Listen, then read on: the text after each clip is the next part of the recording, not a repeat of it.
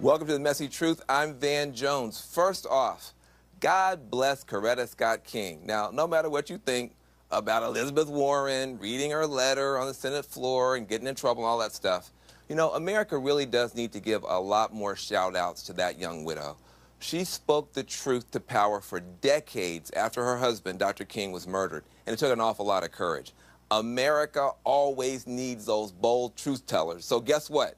Tonight, we've got one of America's bravest, boldest, baddest truth tellers right here. Bill Maher will be with us for the full hour tonight on this stage. We got Bill Maher. We got Bill Maher. I love it. So we got a lot of stuff we're going to talk to Bill Maher about, but I want to start with this travel ban. So here's the messy truth. Both sides have got a ton to learn about this debacle.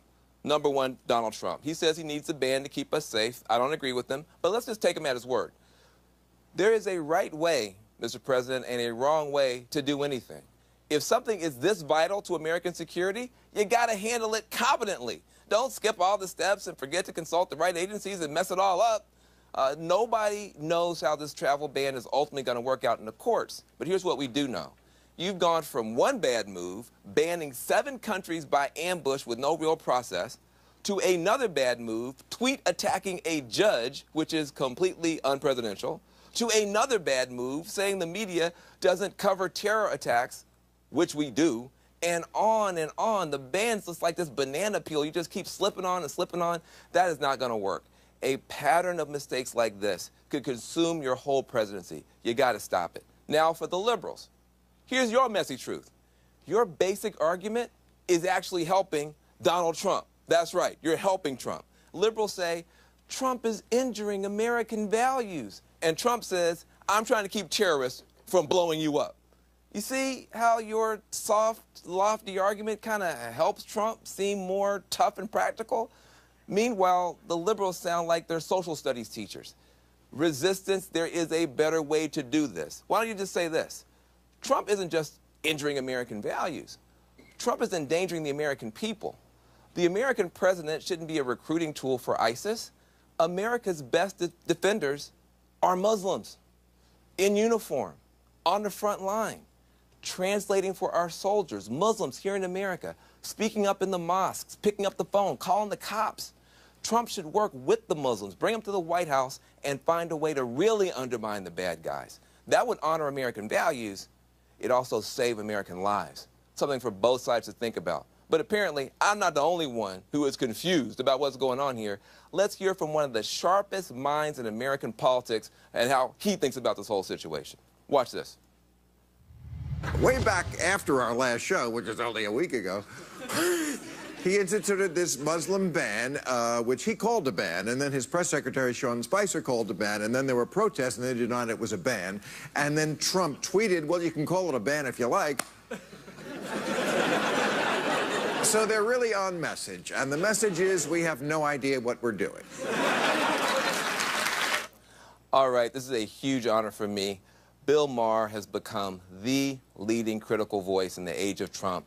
Please welcome to the stage a national treasure, the man who is trying to make America sane again, the legendary Bill Maher. Welcome to the stage in the house. Thank you. That was very sweet of you, sir. Thank you very much. Thank you. Thank you, folks. My goodness, it is an honor. And the man.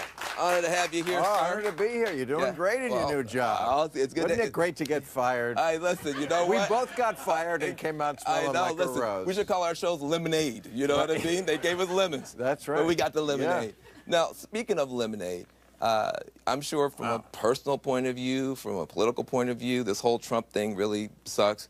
But as a professional comic, is this guy like a gold mine for you or what? Well, of course, he is. The problem is, how long can it go on? I mean, we're only in the first month of his presidency. Like the first couple weeks. And, I mean, I have a little fatigue about it. Yeah. I mean, we have to talk about Trump. I'm going to tell this to my audience this week. We also have to not talk about Donald Trump. Yeah, well, I tell you what, there's one guy who is definitely not talking about Donald Trump or thinking about Donald Trump. What do you think this guy is feeling right now? He should run again and tell us that's his twin brother, Dave.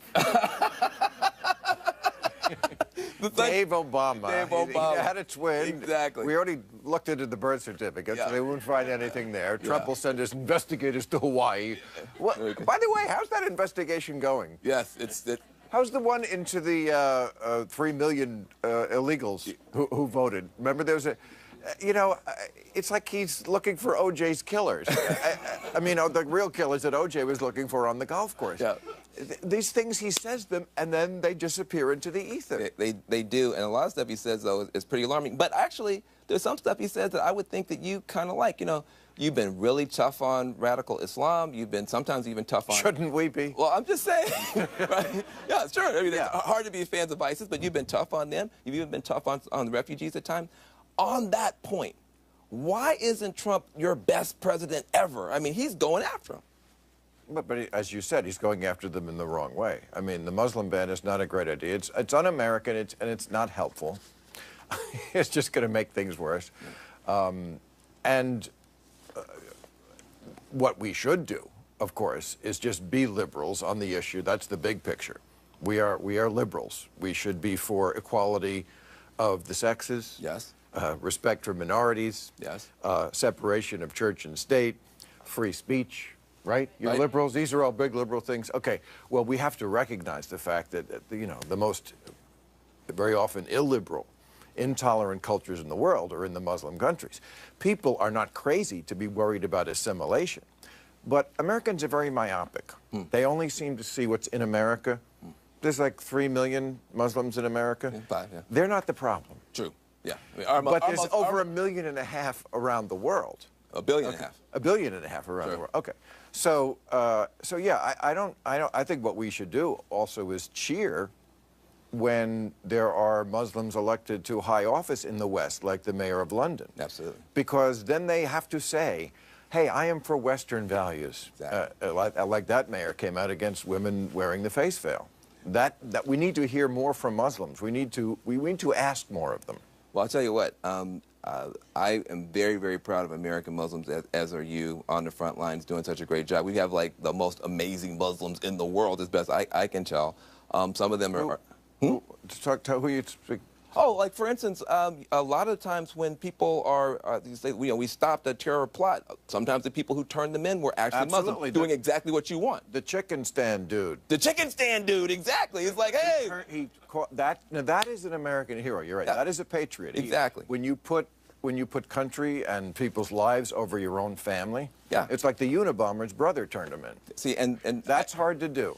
What? Well, if your brother's a Unabomber, you probably could call the cops yourself. Family is pretty powerful. Family can be very powerful. Right. But I actually want to bring somebody into this conversation who has a different view of Trump than me or you. He's a pastor. He's here in Los Angeles. Let's hear from Reverend Mark. Good evening to you both. It's so good to be with you, Van and Bill. He is a pastor. Yes. I am. He's lulling us in, isn't he? Americans are now subject, truly, to increasing forms of terrorist attacks on U.S. soil.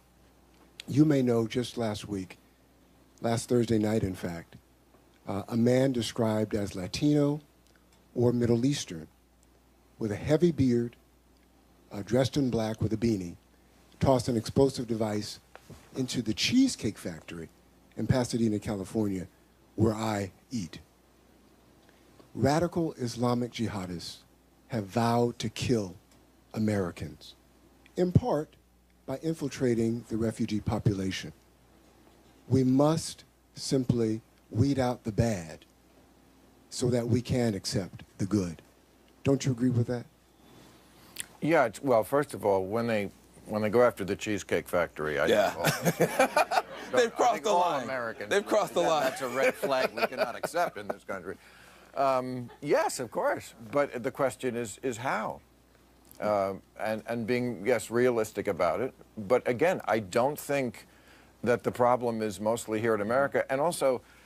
I mean, a ban is so silly because it's something. It's ideas. It's not. It's not. Most of the attacks we've had in America, I think, are from people who are already here. The Orlando Right, killer. Right he here. he was here. He wasn't coming in from Yemen. let me just He say grew up something. here, did he not? He did. And part of the And thing... he talked about our filthy ways. Yeah. I mean, there's some of that in religious people's heads. Well, I'm a religious person. It's not in my head, but before... No, and the religion, I mean, I'm an atheist. Sorry, Yes. Reverend. Yes. But, you know, all religions, in my view, are stupid and dangerous. Well- but in different eras, they okay. take the lead at being... Well, here's what I never... Why don't you let me finish I'm so this sorry. point? You just hate someone saying bad things about religion? You can't do that on CNN? What is it, the Spicer White House here? That's my point of view. It's the point of view, by the way, of millions and millions of people in the world. Absolutely. And in this country. Religions are down all over. Why? I'd like to think I had something to do with it. Well, you have a documentary, you got a book, you've been on the Oh, yes, But always, I wanted to ask you this question. You just won't let me. Go ahead. Oh, no, go ahead. No. Go ahead. My only question is, because you actually are a progressive, and I think you want progressives to win elections, the African-American community is overwhelmingly religious, and such a big part of the turnout operation is the black church, black religion. So when you say all religious people are stupid, aren't you kind of putting I down didn't the say base? all religious people are stupid. Yes. I said all religions are stupid. Okay, fine. So Dr. King was a black Christian, and the black Christian churches, 92% of black folks voted Hillary Clinton, mostly coming out of black churches. My only loyalty always is to the truth. It's not to a group of people, or it's not to ratings. It's the truth. That's the truth as I see it. Yes. And by the way, again, this is a more and more common view. Is anyone here in this audience atheist, agnostic, or just doesn't want to get up on Sunday and go to church? Yeah. Oh, they're raising their hands. Quite a few. Applaud. You can actually applaud. Here's some people. Yeah. That's America now. Yes. Okay? It used to be this thing where, oh my God, he said this on CNN and we can't allow it. No, this is America, and we have to realize that fact. So anyway, the point I was going to make is in the 16th century, it would be Christianity that I would be going after for being way too intolerant and way too violent, because that's the age of the Inquisition, and they were. Now, that really is more Islam than Christianity. Like I said, I think they're both dumb, and religions are all dangerous, but at this time in history, one is just more violent, more intolerant, and more dangerous. If you were saying this, you know, a lot of people see the United States, even though you're right, you know, you're an atheist, but a lot of people see the United States as a Christian nation. When they see those They should not. But I'm just saying, Just plainly, we are not, and we weren't founded that way. But they don't put the hand when they take the oath on the Bill Maher DVD set yet. They will. But right now, when they put their hand on, it's the Bible. And so when we drop those bombs, et cetera, I think sometimes it does seem like Christianity is somewhat violent. Okay, this is another area where the Trump White House approach to this problem is wrong. The counterweight to radical Islam is secularism. In Steve Bannon's world, it's Christianity. He's super Christy on this stuff. I saw him go. Christy, we can't say that. It's not a word. Reverend, let's get the ref in here to talk about whether that is allowed. Upon further review, Van, we can say super Christy. And no, that the counterweight should be secularism. It shouldn't be that they want to make this a battle between the two religions, who, by the way, have been going at each other for over 1,000 years. This does go back to the Crusades. I mean, it ebbed and flowed in history. But that's the one thing we do not want. And of course, it's the dumbest thing. Trump's going to do it. Well, listen, I want you to stick around. We got a lot of other dumb stuff to talk about when we get back. We're gonna talk about Elizabeth Warren. She was silenced by the Senate, but you got conservatives being silenced on college campuses. We're gonna break down the messy truth about free speech in America when we get back.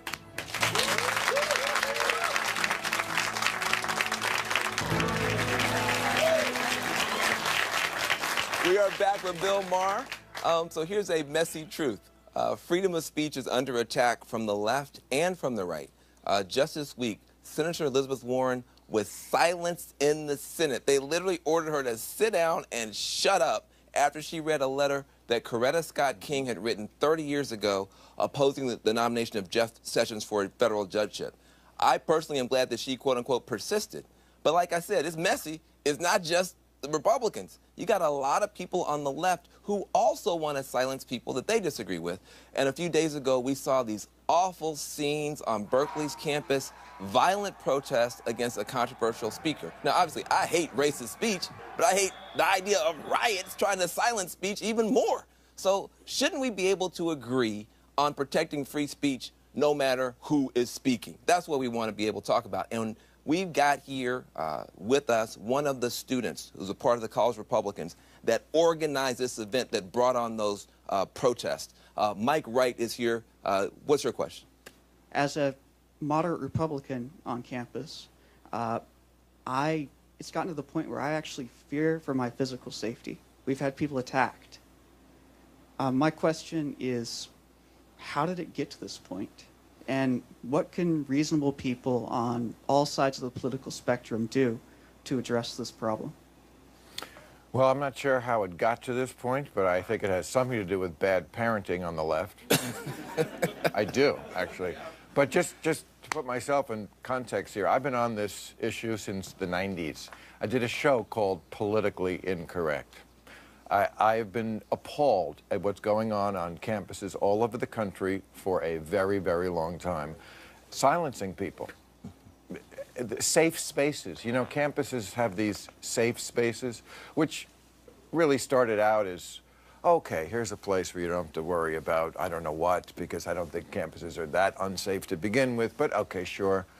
And then they sort of evolved now into, like, every place is a safe space, because we just do not want our precious snowflakes to ever have to confront an opinion that is different than the one they already have.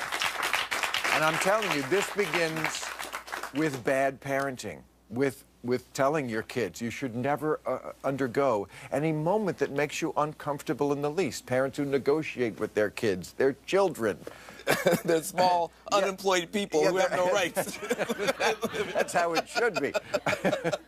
Well, so I don't know, that may be how it started, but whatever it is, it has to be reversed. And I feel bad for you, because I'm not a Republican, but yes, you should be able to be on Berkeley or any other campus in this country and not feel threatened and be able to speak out, and even more so, those kids should be exposed to other ideas. Well, liberals are not perfect. I'm the liberal who likes to say that. And I like to say it as well, but we do have another student with a different point of view. Jessica Chase, you're a student at UCLA. You might see it differently. Yeah, as a gay Jewish woman, I understand why safe spaces came up, and your initial point about why they initially rose is absolutely correct.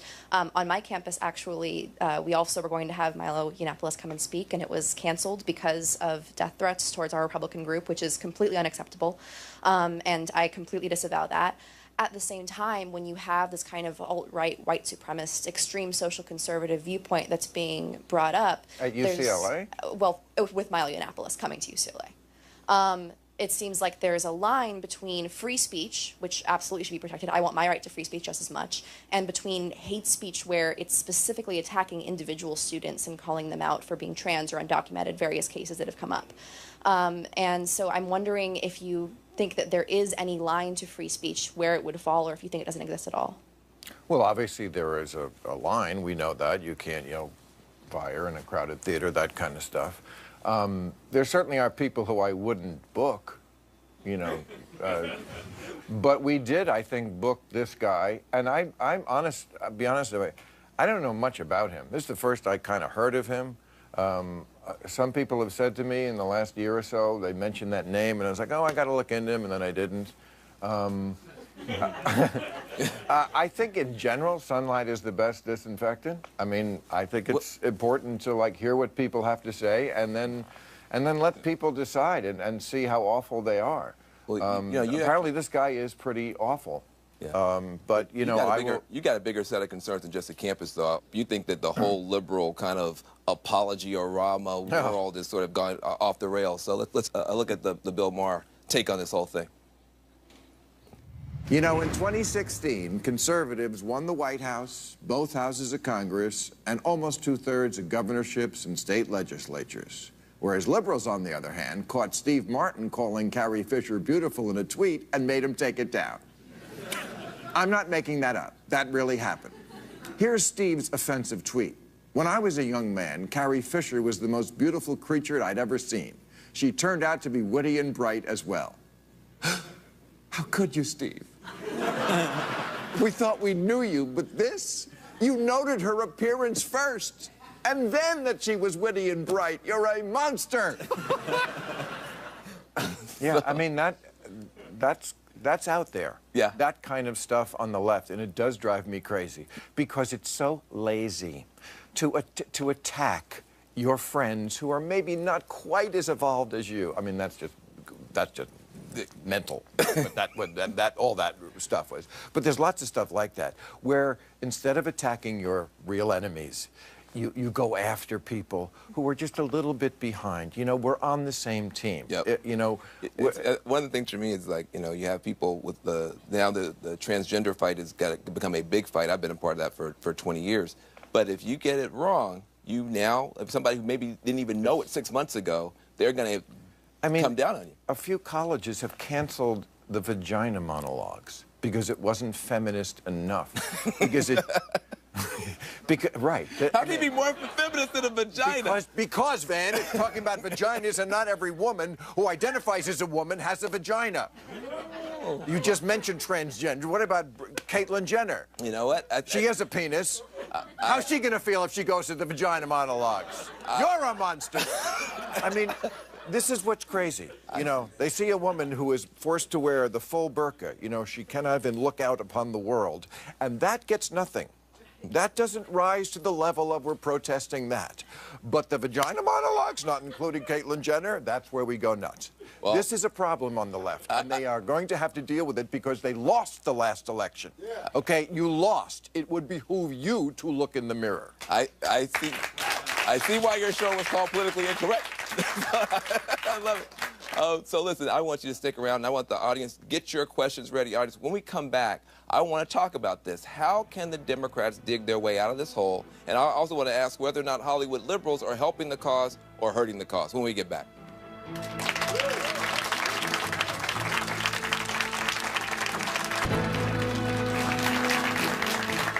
Welcome back to The Messy Truth. We're here with Bill Maher. Now, it's safe to say that you took the election results really, really hard. Here you are right after the election. Oh, yeah.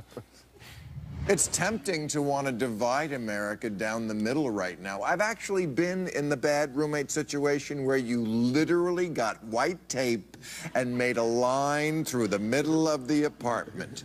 It's something they've tried on many, many sitcoms over the years, starting with I Love Lucy. Lucy on one side, the Spanish-speaking immigrant on the other. She just wanted to make the living room great again. You can unfriend someone whose politics you don't like, but you can't unfriend 47% of America. Roommates can move out. Patriots can't. America needs you more than ever. Right here with me and the rest of the resistance.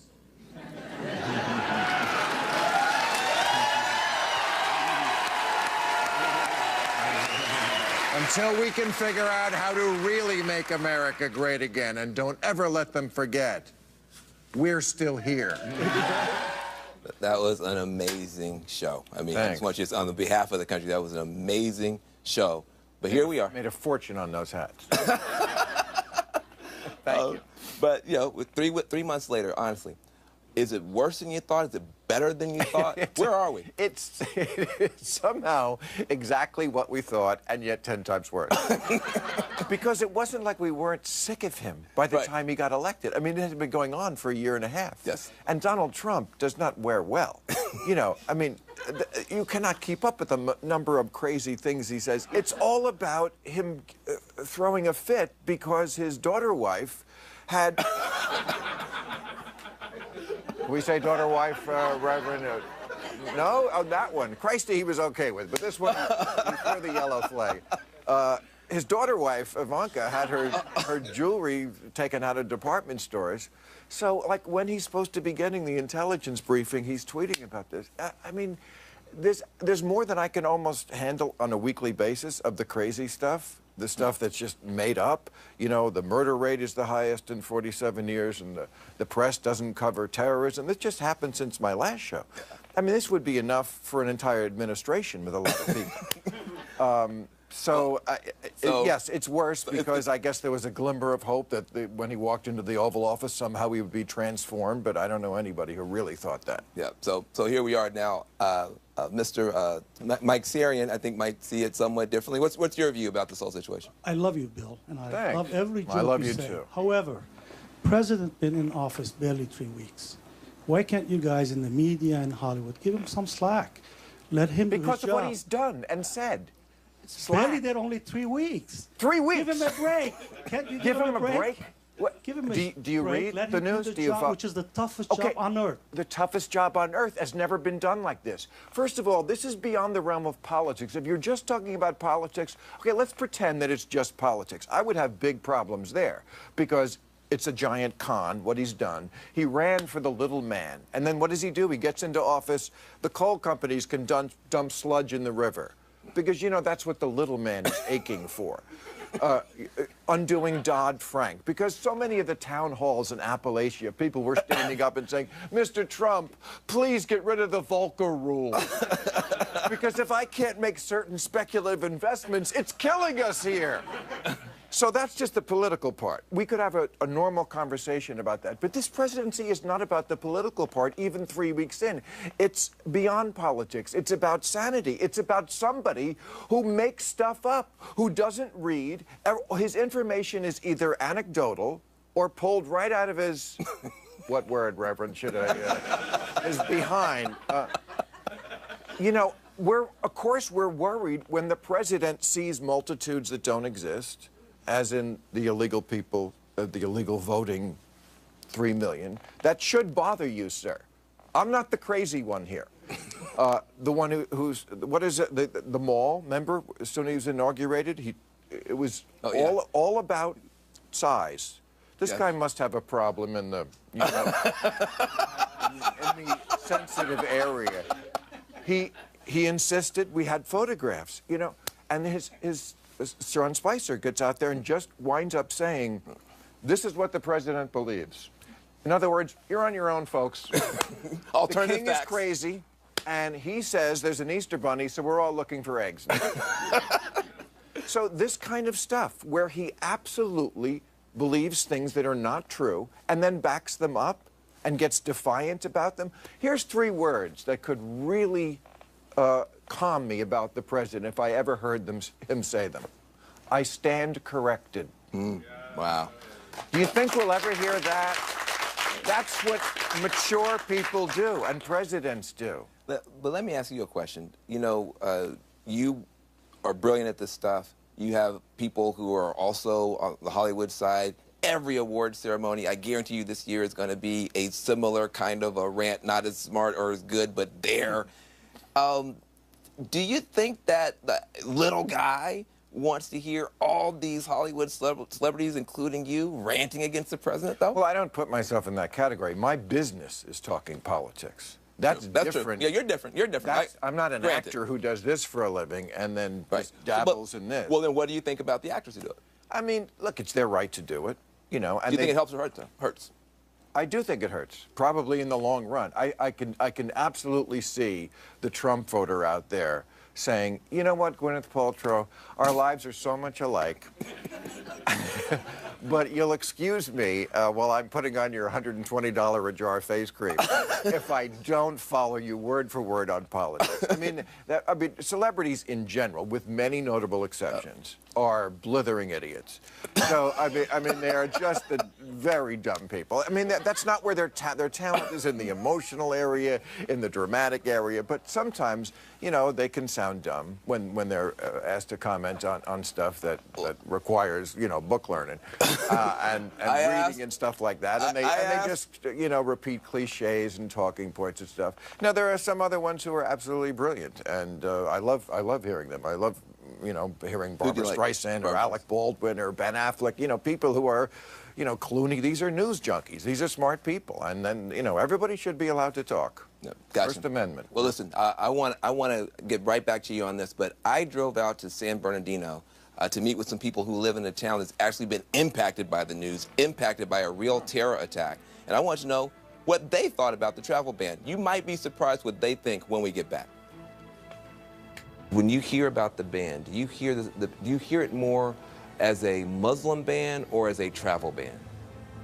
In my opinion, it is a Muslim ban. It is strictly directed at preventing a certain type of people, and in this particular case, Muslims, from coming to the States.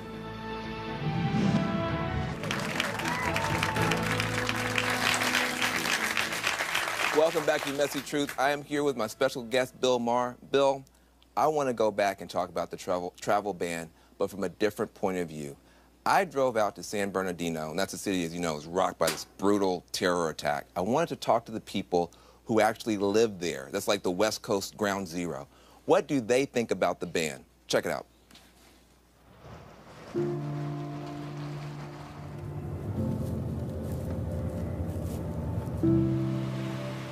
San Bernardino, California. In December of 2015, this city was the site of an unspeakable horror. It started here at the Inland Regional Center. Two terrorists, husband and wife, killed 14 people and wounded 22. It ended hours later right here on this stretch of road in a shootout with law enforcement that left both terrorists dead. The attack was inspired by ISIS. 5 days later, Donald J. Trump is calling for a total and complete shutdown of Muslims entering the United States. And 14 months after that, President Trump issued his controversial executive order. So the Trump administration has been using this attack that happened right here in San Bernardino to justify the travel ban. I'm here to find out what do the people who actually live here think about that. I want to know, what do local Muslim military members have to say about all this? My name is Jose Valle, and I serve in the Marine Corps. I served in the United States Marine Corps from 1985 to 1989. I am a commissioned officer, prior enlisted NCO, United States Army, and currently with the National Guard. When you hear about the ban, do you hear it more as a Muslim ban or as a travel ban? In my opinion, it is a Muslim ban. It is strictly directed at preventing a certain type of people, and in this particular case, Muslims, from coming to the States. He's pretty much making good on his promise to, I guess, rid this country of Muslims. I mean, that's the way I see it. I'm going to take a different point of view. Obama did have a very similar vetting process. So Donald Trump, who is our commander-in-chief, he is basically doing a 90-day travel ban. And it has to do with some internal conflicts that the countries are going through. I think it's really important for us to work together as a nation, though, and stay united. You're an active soldier, you're a Muslim, you're a woman. Right. Do you think that there's any danger, regardless of what the intention is, that when you put a travel ban like this in place, that there may be some blowback that the military has to worry about? Absolutely. It is, unfortunately, a tool that will be used for ISIS as recruitment. They're saying, you're not welcome in the United States. And if you're not welcome here, it goes back to human nature, to basic human psychology. You go, quote unquote, where the love is. With ISIS. Right, absolutely. You know, and that's what's really heartbreaking. And that's something that the commander-in-chief and his cabinet need to really focus upon. I really don't see it as a situation where you know, people are going to say America's not going to let me in, so all of a sudden I'm going to sympathize with ISIS. I don't necessarily believe that's the problem. The problem is that we're not acting like America. That's the real problem. That's not the America that I fought for. That's not the America that, you know, my forefathers helped build. That's not America. That's the real problem. You know, what's so amazing is those are three different people. They're all Muslim. One's Latino, one's black, one's Pakistani, I believe. They had completely different opinions. When we talk about Muslims, you know, it's sort of, what are we talking about? Well, the scariest thing I heard there was when the woman said, they'll go where the love is. Go where the love is. When the love is ISIS? That should be frightening to everybody. I mean, go where the love is, you know, Valentine's Day is coming up. The guy with the biggest teddy bear, go where that love. But to go to a group that throws gay people off roofs and burns people alive and has sex slaves and believes in raping them into... What do you think about the refugees? In other words, what you're describing something horrible, and I think everybody agrees with you. The United States also been, bombing the crap out of that region. Some of them are saying, we're trying to get out of here. We want to come to the United States. We actually believe more like you. Look, should they be able to come? I believe in the traditional American approach to refugees. First of all, we are a humanitarian country. We're a compassionate country. We have always let a certain number of people who probably were in the most dire situations that were going to get killed if they stayed where they were. But the policy certainly in the West can't be that we just completely empty out the Middle East. Well, but really, I mean, that's sort of what they started to do in Germany last year. Angela Merkel let in 1 million, I think, refugees from Syria. I mean, that is not a practical policy. Let me just finish, if you mind. I can see you jumping in, but what they should have done, in my view, is with that many people, create refugee centers, train them, turn them into an army so they could take over their own countries. One of the problems I have, or worries I should say, with Islam is that the moderates don't win. When was the last time the moderates got a victory? We got to create a moderate Muslim army that can go back into those countries and take on ISIS. Because I hear a lot of people joining ISIS. I never heard of one person going and, oh, let me go there and fight ISIS. Well, I tell you what, I think that we need some more creative thinking like that. We also, fortunately, we do have a bunch of Muslims who have taken the fight to the enemy, and I want to go out in the audience and talk to one. This is an incredible story, and I want to get your, even you are going to be moved, touched, inspired. What do you mean, even me? I'm saying, just because, sometimes you gotta understand what's happening with these guys. So listen, here's the deal. I do. Yeah. You are friends now, but you didn't know each other even just a few weeks ago. Yes. I want you to tell the story. How is it that you decided to go to the airport on the first day of the travel ban? Honestly, you're a veteran? I'm a veteran, yes. It had nothing to do with the policy. Fortunately, I was raised by liberal parents, and they instilled a strong value system. And in this case, when you see something that's not right, you have a moral obligation to do something. And as a father now, I wanted to instill those same values. And so that's what got me to the airport. Do I disagree with the order? Absolutely. But that's what brought me there. So talk about the gift that you gave to your friend. I gave him one of the Purple Hearts that I was awarded in combat. Thanks. What did it mean to you? You're arriving, you're somebody, you've helped America, you're somebody who was a translator and a helper for our forces in Baghdad. Your wife is coming to the United States. She's detained at the airport. What does it mean for a veteran to come and give you his Purple Heart on a day like that? Well, Jeff's Purple Heart meant to me that right now we are going through a movement in our country that's so strong and so powerful that a wounded warrior decided to give his medal to a complete stranger, regardless of the bans and all the orders happening right now. Look, we have a lot of political contention right now going on, but on different level, on the level of people, there is another message, a message of unity as opposed to being divided. And the takeaway that I want, the message that I want, and we left the airport, my family and I, with nothing but positive feelings. And it really instilled, not just to my kids, but to myself, that it really, one just random act of kindness really can make a difference. Yeah. And that's the message, if people leave today and everywhere, if that's the message. Beautiful. There is nothing messy about that truth. Thank you very much. Give them a big round of applause. Very good. So, I know you love stuff like that. And if this doesn't work out, you should go up against Ellen and do a show.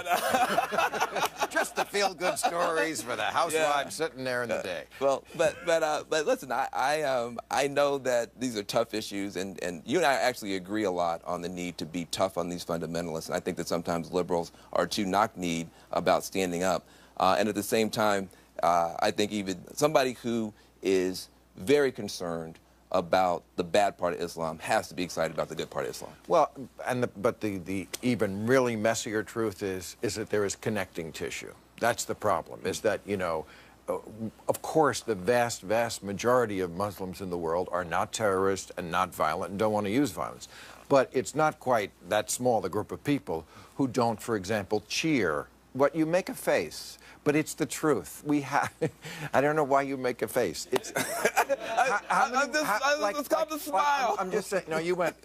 No, you know, I was actually looking at the monitor, but go ahead. Okay, so like when they shot up the Charlie Hebdo office because they were drawing cartoons. Yes, it was terrible. Okay, the vast majority of Muslims would not do that. Absolutely. But what percentage do you think thought, well, they had it coming and that's the right thing to do?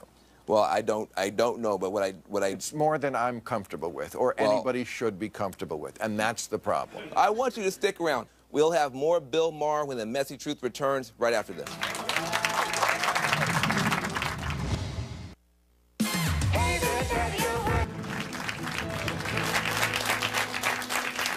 Welcome back to The Messy Truth. I am Van Jones with my guest Bill Maher. This week, CNN is premiering this original series. It's called The History of Comedy. And we've got a great look at the great George Carlin and the infamous 7 words you can never say on television. I mean, I don't have a lot of heroes, but that guy is one of them. And when he died, the hotel he was booked at in Las Vegas called me and they said, you should do this gig. Yeah. And something I'm more proud of than almost anything. Yeah, that was. Give him a round of applause. Right. Probably nobody could get to that. I mean, because, you know, there's a guy who talked about religion before a lot of other comics did. I you know, really got a lot of my, I can do that too. And survive. Watching him the way he did from Lenny Bruce. And also he was one of the few who would equal opportunity. He also had lots of things to say to the liberals. He wasn't just the liberal Heine kisser like most comics are, and he would absolutely say things that would make, you know, liberals really stand up. And he was a liberal, as I am, but, you know, he just always cleaved to, this is what's true, and I don't care what, and the older he got, of course, the crankier, which was great, because then he just went full out. I mean, they only now just showed the special that he made right after 9/11. That was deemed, you know, even for Carlin fans, this is going to be too much. Too much. Yeah. So. You know, you got a lot. You're giving him a lot of credit. I want to give you a lot of credit. You got a lot of people through the Bush years, but you know, frankly, now you got the Trump years. Oh, the Bush years. I wish. You know, I gave Obama $1 million. You know that, yes. Right? His package. Yes. I would happily give that $1 million right now to Mitt Romney if he would take over the country. I gave it to prevent Mitt Romney from being president. And now you're begging Mitt Romney to be president. Yes. I would become a Mormon. How about that? I will become a Mormon and give you $1 million, Mitt Romney, if you will please take over the country. Oh, my goodness. Well, listen, I want to thank you for that, especially, and everything else, and the incredible stuff that you're doing. Hey, you're doing great. It's great to see you on. I mean, America needed you, Van Jones. I appreciate you very much. I appreciate you. I want to thank my guest, Bill Maher. I want to thank my studio audience and everybody watching at home.